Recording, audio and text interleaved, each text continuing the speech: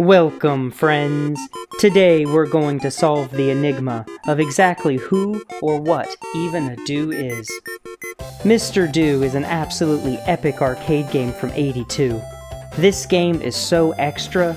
My man's an apple-droppin', cherry-poppin', monster-boppin' clown from 7th and Broadway.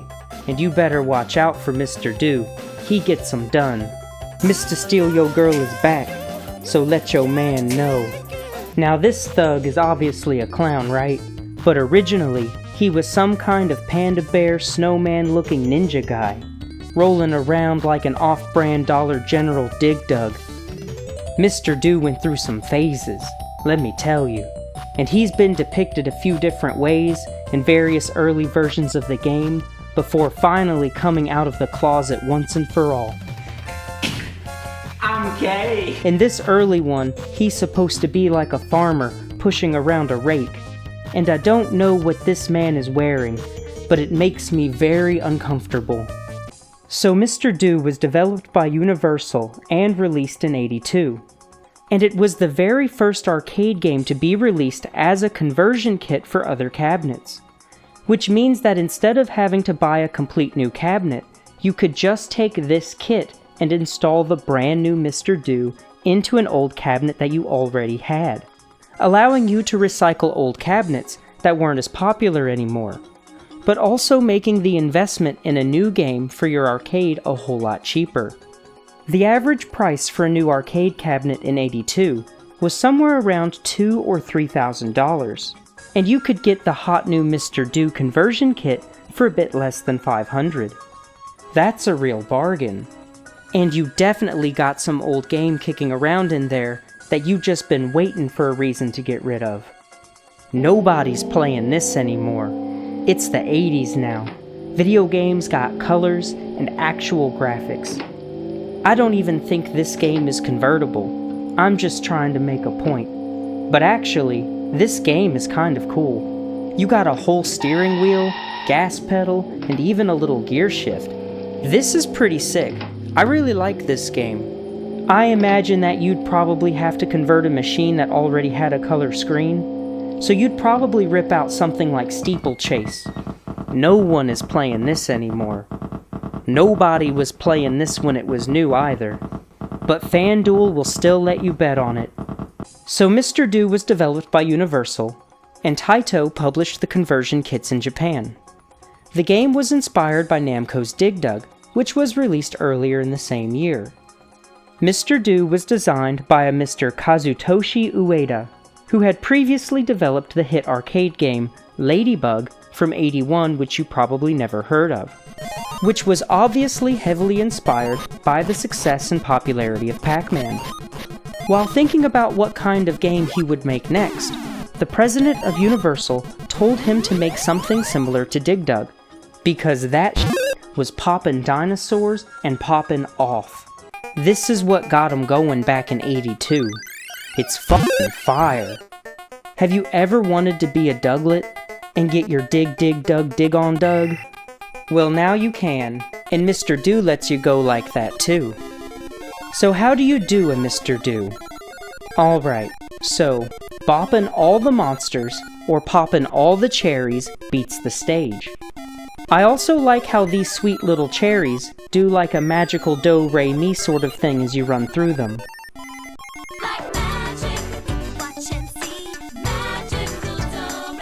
You walk around to dig through the stuff, and digging out an apple will cause it to fall, which will crush enemies and your own self if you're not careful. Now very rarely, fallen apples will reveal a diamond. Collecting that ice grants 8,000 points, but also beats the stage. No clouds in my stones. And gives you an extra bonus credit.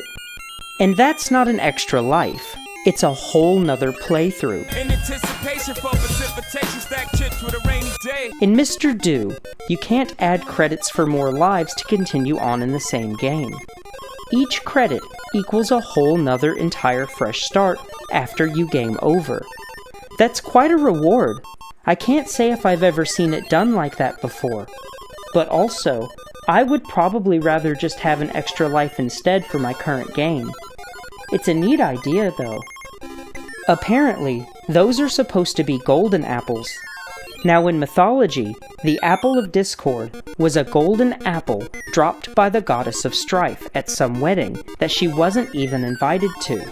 So she rolled up anyway with a golden apple and inscribed on it, "To the fairest one," and threw it into the wedding, where 3 celestial hoes caught it and mean-girled over who was the baddest biddy of the ancient world. And this catfight led to the judgment of Paris and brought about the Trojan War. So now, dropping a golden apple is like a metaphor for starting a fight, or a small issue that can lead to a bigger problem. And Mr. Do-It-to-Death is just out here inciting chaos by dropping these things left and right, like he don't stop, won't stop.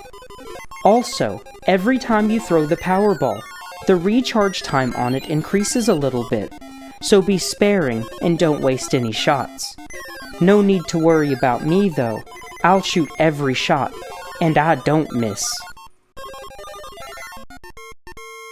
Another bonus way to complete a level is to collect all of the special letters which spell out the word extra. Every 5,000 points you earn summons an alpha monster that when defeated will drop one of those special letters. And these boys can also eat through apples. They fierce, you gonna have to watch out for them. Collecting all of the extra letters will move you on to the next stage, and also award you an extra life. Sorry, Conky Dong, Mr. Dunn did it first. The special scene that plays for getting an extra life uses the Astro Boy theme as its background music. I could be wrong on this, but I don't believe anyone involved in Mr. Do had any ties or rights to Astro Boy in any way. I'm pretty sure this is just stolen music. Is it an Easter egg, or did they just think no one would notice? Actually, all of Mr. Do's music is ripped. Most of it is straight out of the classical orchestra library.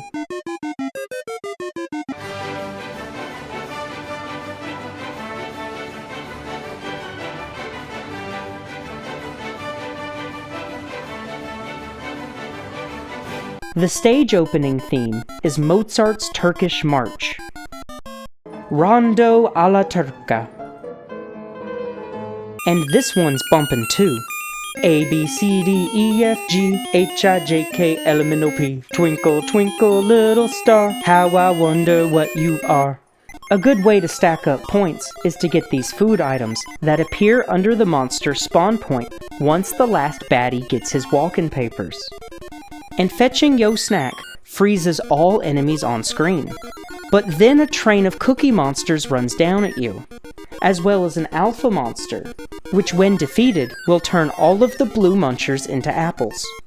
And if you ain't noticed yet, all of the stages start with a number carved out for whichever level it is.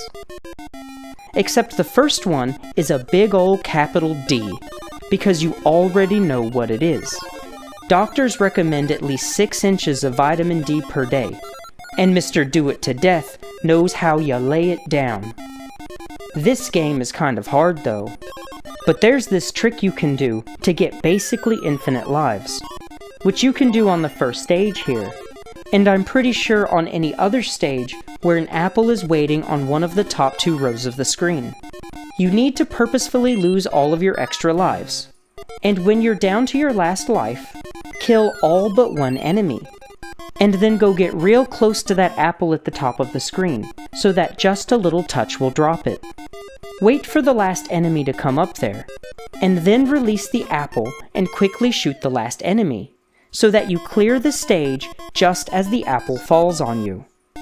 What I think happens here is that the game clears the stage, but deducts a life from the player at the same time, which instead of ending the game because you cleared the stage, rolls your life count over to 255 lives, which is the highest number that the game can store for this value. So there you go. Now you can beat this game no problem. And playing Mr. Do is a lot of fun too. And it's almost exactly like a game that I had for my old Game Boy called Quest Fantasy Challenge, which I am just now discovering is a complete rip-off of Mr. Did. It's supposed to be like a spin-off game from Quest 64, but there was also a Quest game on the Game Boy Color called Brian's Journey, which was actually an adventure game. So what the f*** is this? I felt super baited when I played this for the first time, but it's actually really cool, and I really enjoy classic arcade-style gameplay. The music and the sound effects also set an excellent retro fantasy vibe. It's such a shameless ripoff though. So we collect jewels instead of cherries. And the treasure chests are of course the apples. Instead of the Powerball, you fire a recharging shot from your magic staff, and enemies spawn out from the center just like the monsters in doing it. And there's even an item to get there after they all get released on ROR, which freezes them at the same time, while an alpha frog comes out with a warrant for your arrest. He ain't playing around either. This man breathes fire. Better show up for that court. Something that this game actually did different, which was really cool, was add boss battles. This is great. I love this old Quest game, and I played it a lot. Now this is one of those transitionary Game Boy games that was playable on the original Game Boy, but would also get color support from the Game Boy Color. But there was also a for real Mr. Do game on the original Game Boy. I like how the map is a lot larger than the screen is, and it's an interesting version of this game. But that Quest game is way better. High fantasy just makes everything better. I love all those old Game Boy games that just plainly ripped off popular games. One of my other favorites is this Monster Rancher game that is just Solomon's Key. I mean, it's just Solomon's Key. But it's got the Monster Rancher skin on it, which makes it way cooler. But it's just Solomon's Key, and it's so obvious, it's just shameless. Now Tecmo developed both of these games, and owns the rights to Solomon's Key, so I guess this isn't too bad actually. How about Tang Tang? This was hilariously the first game that I bought for my Game Boy Advance. You know why I picked this one.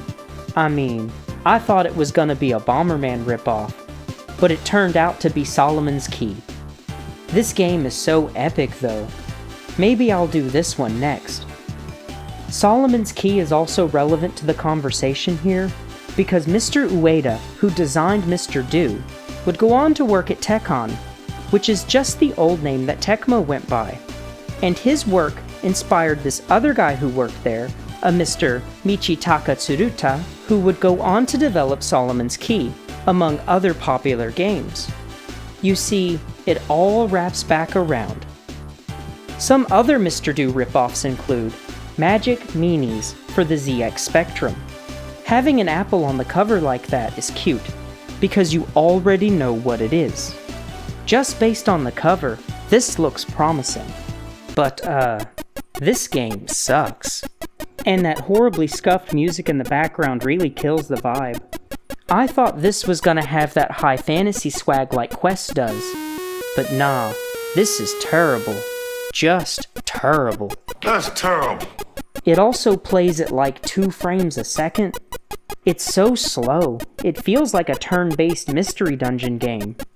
But in this game you play as Meltek the Wizard, who digs tunnels to collect lumps of lead, so he can punish naughty children on Christmas? What the f*** is this? That's a terrible idea. We got another old computer game called Fruity Frank.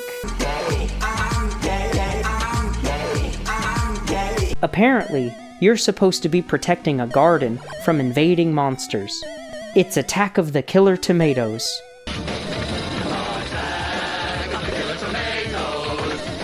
Well, actually it's a mutant strawberry. And then we've got an eggplant monster. It's the great eggplant! It's him! It's him! And Big Nose the Felon. That is not okay. And then there's this green guy who could be anything really. He's super bonus points apparently. Bonus, bonus, bonus. Let's go. Magic Minis was slow enough to be a strategy game. But this game took the other drug and goes hyper fast, and then totally trips out with a rainbow light show. Something real good growing in this garden. At least they ripped off some different melodies. Everyone else just kept ripping the same song that Mr. Do done did. In Fruity Frank, we got some hit British folk tracks like A Life on the Ocean, A life on the ocean wave, a home on the rolling deep, where the scattered waters rave, where the winds their revels keep. The Jolly Beggar, Then saw a jolly beggar man come tripping o'er the plain. He came unto a farmer's door, a lodging for a gain. and the worst version of London Bridge I've ever heard.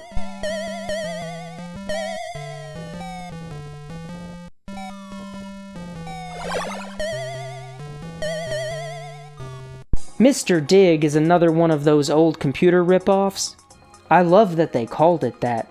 With Mr. Do being derivative of Dig Dug, and this game being a rip-off of that, just hits the spot. It all wraps back around. Again. And it's got the same stolen song. Again. Can y'all at least steal different songs from classical composers? Is Fruity Frank the only one? The endless library of classical public domain music, and you just all gonna use the same song. Mr. Dig is extra shameless though. This is exactly Mr. Do. They even got the extra letters up there and everything. All the way down to carving out numbers in the stages. Why not copy the red dinosaurs too? Why swap those out for this firing squad? Which, funny enough, are called meanies in this game. It just never stops wrapping back around. It's an endless cycle of ripping off the rip-offs. I'm pretty sure that's supposed to be the Blue Muncher, but it looks a little neurodivergent in this game. Like he wants to lick you and the window. Everything else is just straight up one-to-one though. It's even got the magical do-re-mi on the cherries.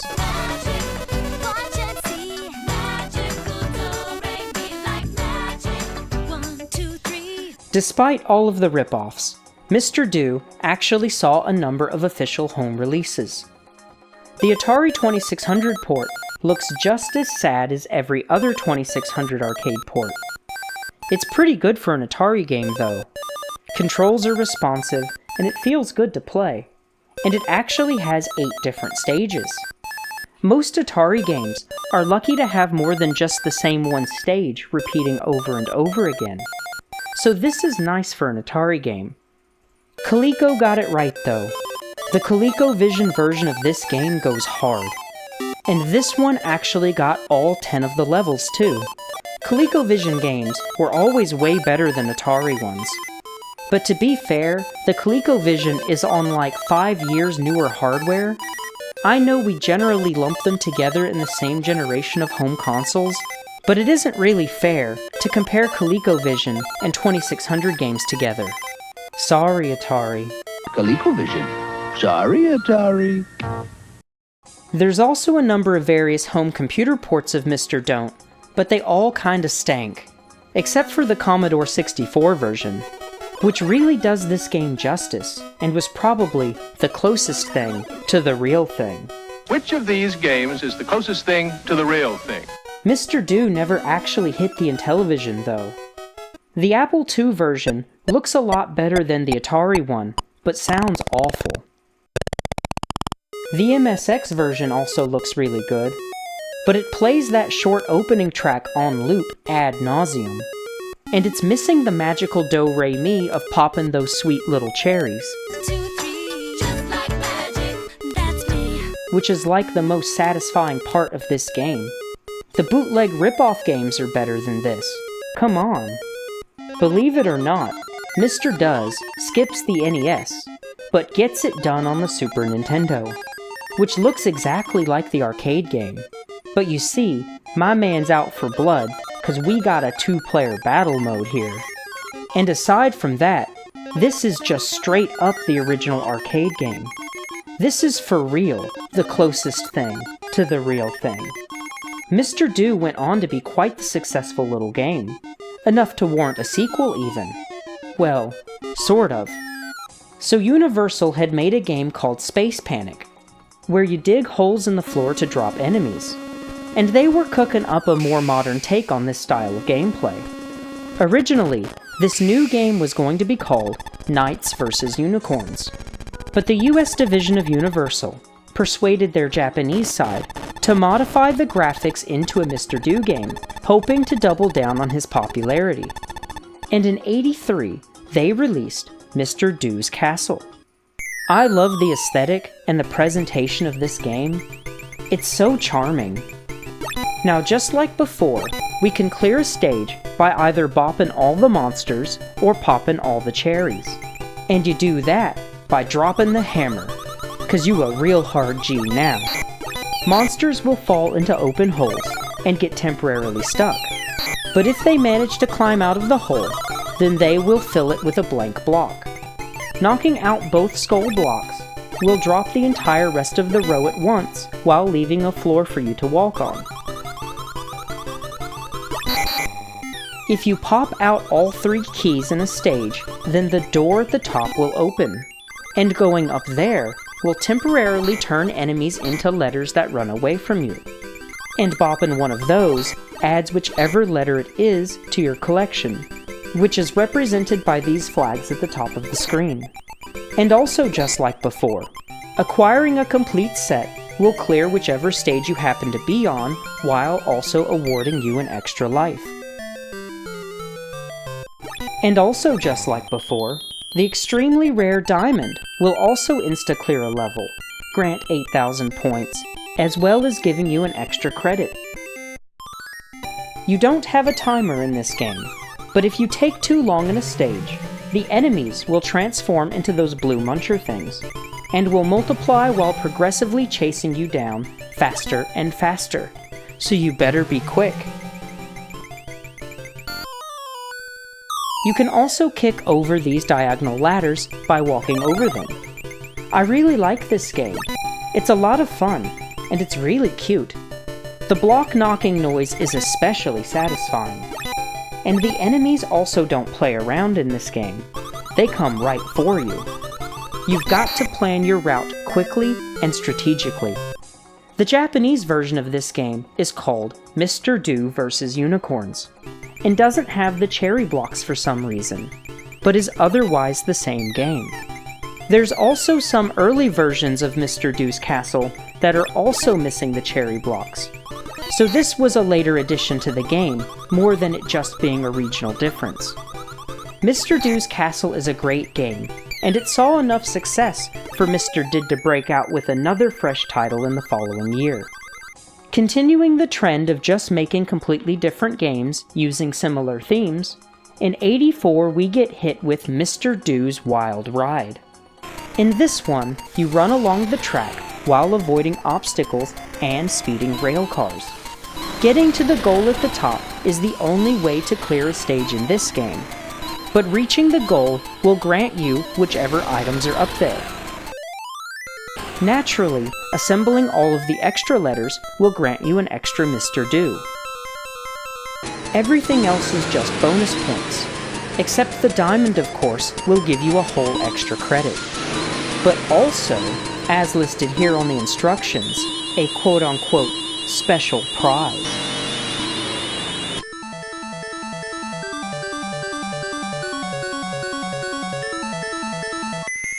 You'd occasionally see a game at the arcade that would have a gimmick like this. Vindicators had this bonus area called the Contest Zone, where you could win a t-shirt. You better use it right now, or you lose it. You're supposed to go quickly grab the guy working there and get him to look at your screen to collect your swag. I wonder what the Mr. Do special prize was, though. It's probably just meant to be up to the owner of the arcade. You be trying to collect your special prize for getting that diamond, and when you go to the clerk, he has no idea what you're even asking for. You can climb up the ladders to avoid speeding cars, but also, popping the cherries in this game changes the bonus items at the goal, and sadly, collecting all of them doesn't do anything special. Bonus points for completing the level will count down like a timer, and when that timer hits 0, you lose a life. And you've also got a run button, known as the super speed. But going fast drains your bonus points even faster. That puts an interesting risk versus reward on using it. If you beat all 6 levels, then the game loops back around to the first stage again, just like the other Mr. Do games. But now we'll have additional obstacles, and the stages will be a little bit harder. This game is interesting. It looks like a mess at first, but once you know how to play, it's actually a lot of fun. But something that's absolutely hilarious is that there's a game on the Commodore 64 that ripped this off, called Kong Strikes Back, which is trying to be a bootleg Donkey Kong while using Mr. Do's Wild Ride as a template. It does not surprise me that Ocean made this. In the 80s, they were kind of notorious for making bad clones of popular games, and then later in the 90s were known for pumping out cheap licensed tie-in games. They did make some cool games sometimes, but that's what they're more remembered for. So I guess you play as Jumpman, and Kong has run off with yo girl again. That bitch wants to get caught. Always in another dude's castle, always waiting around for the next top G to come along and scoop it up. He's up there throwing cars, and she wants you to chase her around the entire fairgrounds. I don't know if she's worth all that, Jumpman. You need to find somebody a little less extra. Oh my god. It all wraps back around, doesn't it? Can't stop, won't stop. Unfortunately, Mr. Do's Wild Ride didn't sell nearly as well as Universal was hoping for, so they very quickly swang right back around later in the same year to bring us Do Run Run, which also did poorly, but I think is way more fun. What I think holds it back, though, is that there's just too much going on at once. One look at this will deter your casual arcade goer.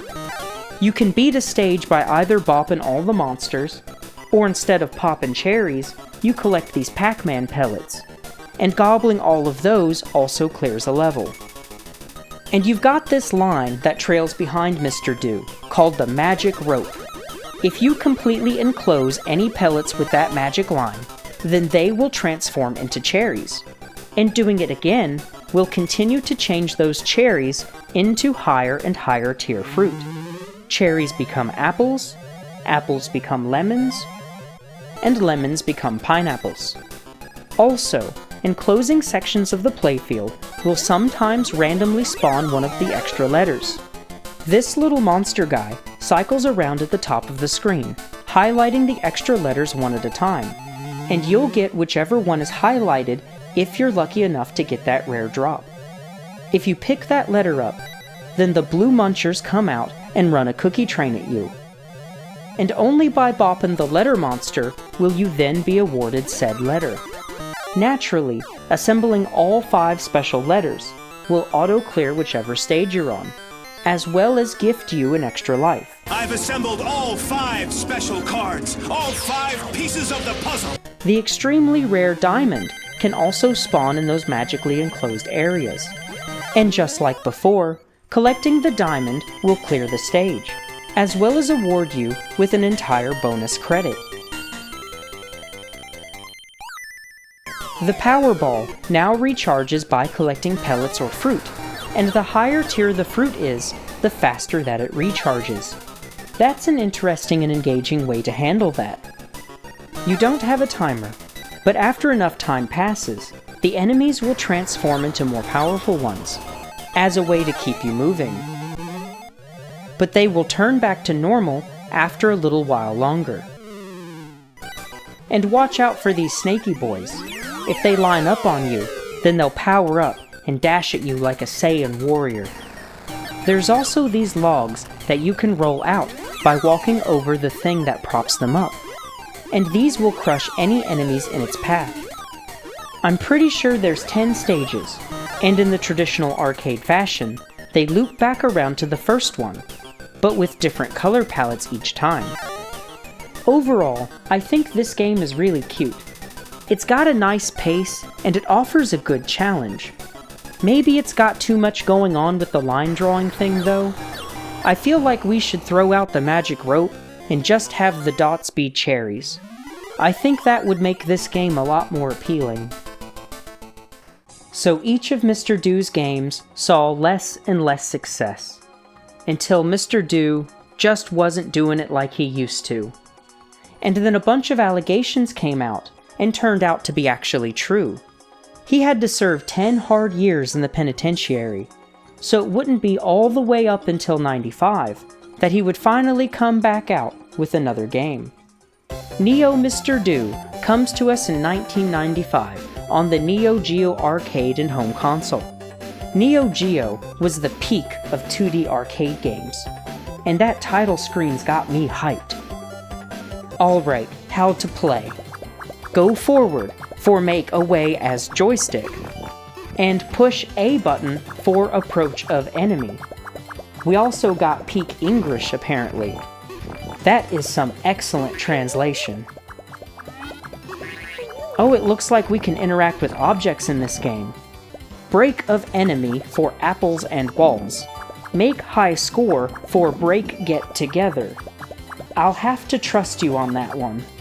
Are those apples or bombs?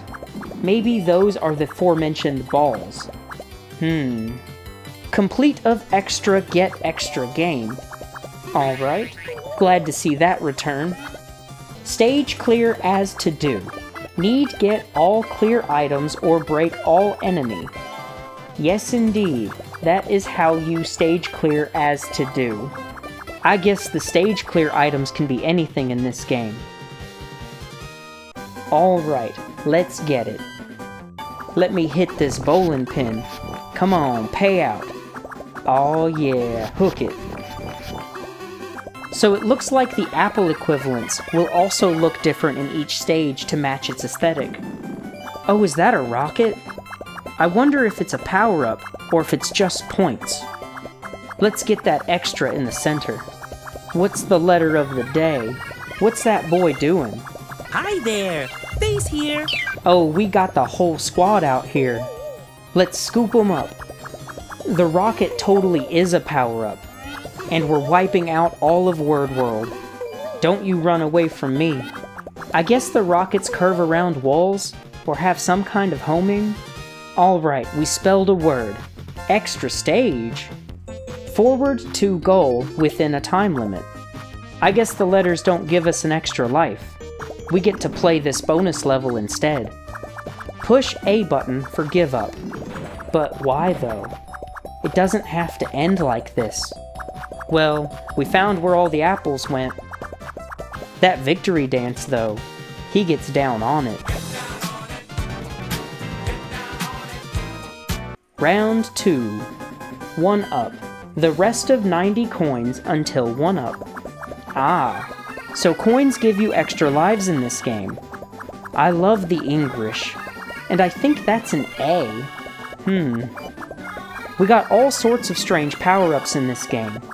I don't know what the clown heads are supposed to do. They go right past the enemies. Oh, I think they're following it. So it's like a decoy. And there's this other weird one that swaps your gender. Very progressive for 95. I don't know what this does for you either. And the decoy attack is much larger when you're in this form. There's also an item to turn you back. So is the girl form just different, or is it a power-up? Maybe they're both a power-up. Because you can find the male hormone even while already the guy. And it makes you bigger. Other clowns hate him. Find out why. Click here. I figured out that the hormones work like Mario mushrooms, and just function as an extra life point. There's some different graphics on your attacks, but I don't think that they're actually any different. Bomberman's roller skates make you run faster. I got that one figured out. There's a clock item that temporarily freezes enemies like in Castlevania. There's also a more powerful power ball that will take out everything in a straight line, as well as digging out all of the terrain in its way. And the rockets aren't homing, They just wildly turn around corners in different directions. They're not great. I'm pretty sure that all power-ups are lost between stages, which is kind of lame. I don't much care for that. I don't think the diamond is in this game, but collecting 100 coins gives you that extra life, while also clearing whichever stage you're on. And then you roll out fat, just like the old days. Mr. Do gets it done. There's lots of really cool areas to see too. There's the cherry stage at the start, and then we go to Dairy Queen. The scene changes after every 4 rounds, and then the last round of an area has a special enemy that's kind of like a boss monster, except you don't have to actually fight them if you don't want to. I don't know what they were going for with this wood paneling stage. If your house looked like this growing up, you definitely got spanked as a child. Then we got Christmas. It's a winter wonderland. But whose footprints are those? None of these guys have feet like that. I always liked winter stages in games. I just really like the aesthetic. And the next one is really cool. We saw this place in the How to Play section. The Egypt stage looks great. But then we go from Egypt to another frozen area. But rather than being a winter wonderland, this place looks kind of sad. Maybe they just wanted to use the penguins again. And then we go to the moon for the big finale. The very last stage is wide open. And I guess this Dragon Man is kind of like the last boss, except you don't have to fight him. You can just collect all the stars instead.